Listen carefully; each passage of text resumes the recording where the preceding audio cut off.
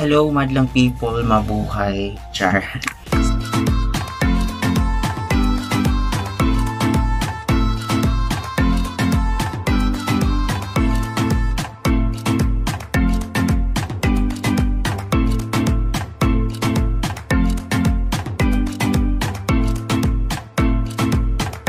So, na-miss nyo ba ako?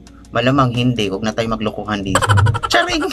So, today's video guys, nakikita nyo naman sa title, sa baba, at saka sa thumbnail, kung ano yung i-review natin ngayon. Products review. So, basically, it's a quick review lang naman since I already use it for almost 2 months already. So, nagamit ko na siya guys for 2 months. And itong video na to is naglalaman ng mga SPG. Wow, SPG. So, hindi lang naman as in sasagutin ko kung based on my experience and yung mismong products kung talagang worth it. And of course, yung price range. Yeah. Kasi since this is very important to us, especially sa skincare guys, diba? So, huwag na nating pagtagalin pa kasi I know most of you ay sorry guys kasi sinisipon talaga ako ngayon. So ito na nga, ito yung serum na ito. Meron siyang 5% niacinamide plus hyaluronic acid serum from Dermo Republic. So ito yun guys, kung nakikita nyo. So I know na marami na din itong mga reviews sa TikTok and dito sa YouTube. So, i-review ko rin siya since nagamit ko. Ayan siya guys, oh. Konti na lang siya. Although 2 months ko na siya nagamit. O, lagpas pa nga ng 2 months. Pero, ito na siya. Kasi, ginagamit ko lang ito for night. Bago ako matulog. After ko manghilamos, naglalagay ako nito. Then, hindi na ako nagmo-moisturize. Although, yung sabon ko ngayon is rich in moisturizing na. So, hindi na ako naglalagay ng mga cream and all. Ito na lang talaga. Tapos together with my night routine, yung pangwala ko sa scars, diba? Ito yon, yung Scarminator. Na-review ko na naman siya last time. So tingnan nyo na lang dito sa YouTube guys. Meron akong review noon sa Scarminator cream. Ayan siya. So far naglalighten talaga. Ayan. Medyo okay na yung ano ko, skin ko. It feels better now. And yeah, hindi naman natin review yun. So, tapos na yun. So, ito ngayon ang ating i-review. Ito, Dermo Republic Serum, 5% niacinamide plus hyaluronic acid. Although, it is formulated to sensitive skin formula. So, all skin types ito guys. Medyo ano lang, wala akong na-feel na hapde, masakit, or any harsh thing sa skin ko, most especially sa serum na ito. Kasi yung most of the time kasi yung may nabili akong serum, hindi ko na pangalanan kung anong brand, super hapdi, tsaka hindi ko siya maano talaga sa skin since ano siya, yung parang hindi agad ma-absorb. Ito guys, super amazing, walang harong keme. Binabudget ko talaga siya guys kasi tingnan nyo, although dapat ubos na to, nakakailang bottle na ako, pero ginagamit ko lang talaga siya for night. Although hindi naman actually every night. Ano lang, parang alternate lang kung gusto ko lang, 'di ba? Kasi since niacinamide ito, okay lang na medyo i-alternate natin siya. So, hindi ako masyadong ano sa brand na ito. Hindi ako masyadong fan sa brand. Nakikita ko lang ito and I would like to try. Then, hindi naman ako binigo ng product na ito. So, although meron siyang 5%, I think meron din siyang 10%. So, yung pinipili ko is 5% lang since this is my first time to try niacinamide. So, hindi pa masyadong ano yung skin ko. Although kapag medyo ano na yung malala na yung skin mo, yung medyo marami na talagang ano. So, I highly suggest na you should try yung 10% niacinamide. So, sa akin kasi medyo mild lang, tsaka medyo manipis na yung balat ko. So, hindi masyadong ano sa akin yung ano 10%. So, I would use 5% for my skin. Kasi medyo mahapdi na ata yun or what. Basta mataas na yung ano ng ano no. Noon parang formulas for the skin. So ito 5% niacinamide nga, di ba? So wala akong inunong na part nito. Although meron akong binili uli ngayon na toner nito. So I guess 10% siya. So basta i-review ko rin siya a while kasi after nitong video na to. Although kakabili ko lang, naka-try 2 weeks pa lang nasa akin, pero na-try ko na siya. So abangan nyo lang guys, susunod siguro nitong video na to. Basta i-review ko siya. So ito na nga, wala nga akong ano, di ba? Wala akong pinartner nito, although yung Scarminator lang, and then ito after ko manghilamos. Ayan. So sa this directions tayo, so gently apply a small amount of serum to face and neck, massage until the serum is fully absorbed. Although ito nga, di ba, ginagano ko lang sa skin ko, parang about 1 pump or 2 pumps. Promise guys, medyo ano siya, tipid siyang gamitin. So ginaganon ko lang siya after ko i-pump, tapos ginaganon ko lang sa skin ko. So wala siyang hapdi, walang mabigat sa skin, and of course hindi siya mabigat sa skin guys. Super lightweight siya, and yeah, very ano siya, hindi katulad ng ibang serum na medyo mahapdi, mabigat sa face. So ito hindi talaga, super comfy siya, and basta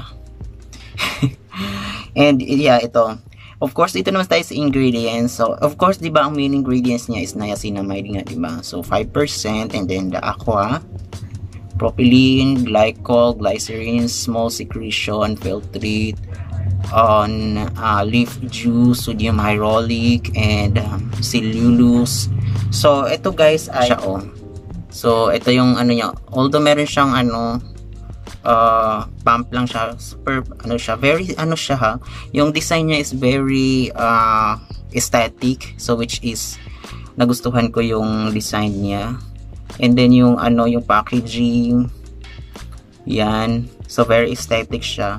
So ito guys is nasa 30 ml, so itong ganitong kalaki 30 ml, so medyo matipid siya since hindi ko naman talaga siya ginagamit every night. So every other night ko lang siya ginagamit.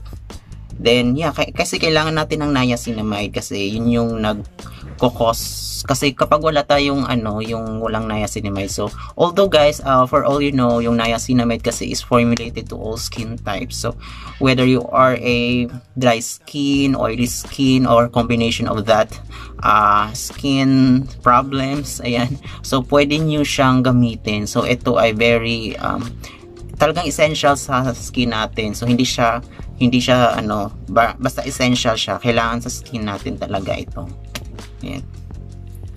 So guys, you should try kasi ito kasi meron akong ano, kung hindi niyo nakikita, meron akong parang ano dito. So siguro kung ipa-CO2 fractional laser ko ito, mawawala naman siya sa isang session lang siguro, kasi since hindi naman siya malala.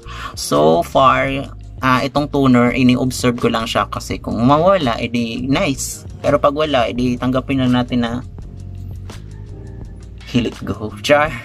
So ganun na lang guys. So you should try. Although ito ay nasa, hindi ko, nakalimutan ko na yung price nito. So tingnan nyo na lang guys, nasa description box ko nilagay yung link kung saan ko siya nabili and kung saan shop siya na ano. Although galing ito sa Derma Republic, talaga ako mismo bumili kasi nakakasiguro ako doon na genuine yung product na binili ko, and of course talagang original, basta galing dun sa kanila and legit. So guys, yun lang. And yeah, for me sa skin naman, sa effectiveness, sa akin, kung i-rate ko siya ng 1 out of 10, siguro nasa 10 agad, kasi since ano ko nga siya, diba, na feel ko nga talaga na it is, although effective siya ha, effective, kasi yung gusto kong i-achieve sa skin ko na medyo may pagka ano sa skin, yung parang medyo pinkish, so far na-achieve siya, pero hindi naman as in na medyo nang nag-ano ka. Ay, tingnan nyo naman sa skin ko, diba? So far para akong nag-rejuvenate. So hindi talaga ako nagre-rejuvenate ngayon. Although may tinry ako, hindi ko siya as in patinry, ay non-box ko lang, nasa shorts vid ko kung pa yung kay Miss Glenda na Brilliant Skin Rejuvenating Set. So far hindi ko pa siya ginagamit sa ngayon kasi nga meron pa akong ano, diba, scars. So kailangan ko pa siyang tanggalin. Ayan. So, itong scars talaga ay cause ng aking chickenpox last month. Ayan. So, ito talaga yung nagpa-trigger sa akin na bumili ng mga ano-ano na skincare. So, kailangan talaga alisin kasi very talaga siya, noticeable, no? Kapag maharap ako sa iba, tinitingnan agad yung mukha ko.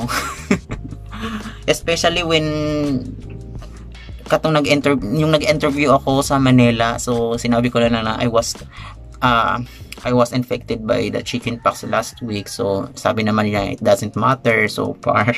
So yun, nakakahiya.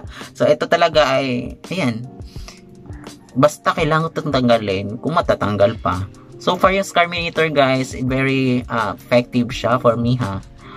You should try. Pwede niyo siyang ilagay sa singit, sa maitim na part nyo, sa underarm, or even sa tuhod, or dito guys. Ayan. So guys, when it comes sa effectiveness, talagang masasabi ko nitong product na to is very life-changing, life-saver. So guys, you should try kasi ito, kailangan natin to kasi most especially sa mga skin natin. It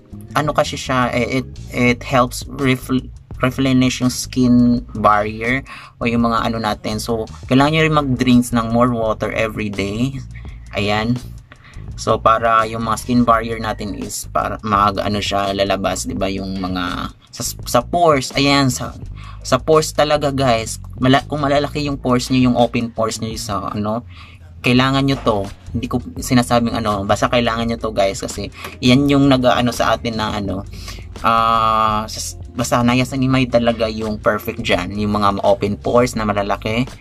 So kailangan nyo rin maghilamos every night kasi yun yung pag hindi kayo naghihilamos kasi lumalaki yung mga pores, then dito may mga tigidig kayo, tigyawat kayo, and so on. Ayan guys, so thank you so much for watching and I hope you find this video very helpful for you. Although ako kasi medyo na-miss ko na kayo since last week. So obviously hindi nyo naman ako na-miss, malamang na tayo maglokohan dito. So I miss making videos like this, and as long as makakagawa ako ng video, makaka-upload ako every week, gagawin ko guys. And so maybe next week or the next after this week, mag-upload ako nung review ko from Oxycure na naman kasi since meron akong tigyawat dito, basta malalaman niyo, meron akong tigyawat dito and dito, ayan ito.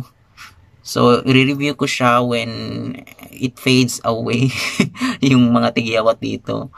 So, thank you so much guys, and if you want to purchase or if you want to buy this Dermorepublic Serum 5% Niacinamide plus Hyaluronic Acid, please visit the description box down below. Thank you and bye!